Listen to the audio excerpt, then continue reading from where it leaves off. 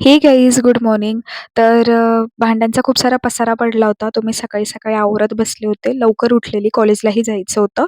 तर मागे तर तुम्ही पसारा बघतच असाल. खरं तर सांगू ना, माझ्या मम्मीला अशी अजिबात आवड नाहीये किचन ऑर्गनाइज करायची आणि व्यवस्थित ठेवायची.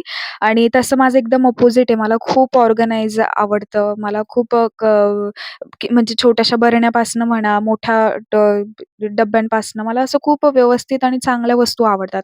पण तिचं तसं अजिबात नाहीये. मी तिला नेहमी सांगत असते आणि मी नेहमी ऑर्गनाइज करत असते, की हे इथेच ठेवायचं, हे तिथेच ठेवायचं.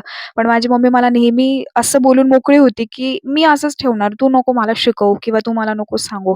असं ती बोलत असते. म्हणून मी ना आता करणंच सोडलंय.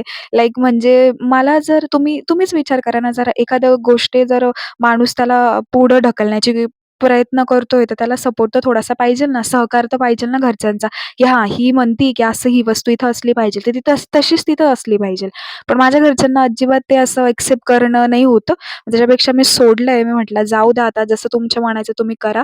जेव्हा मी माझं स्वतःचं घर बनवल, तेव्हा मी नक्कीच हे सर्व काही करणार आणि नक्की माझ्या मम्मीला दाखवेल की हे बघ, मी हे असं म्हणत होती, पण तू नव्हती ऐकत माझं आणि हे आता मी माझ्या मनासारखं चालवेल."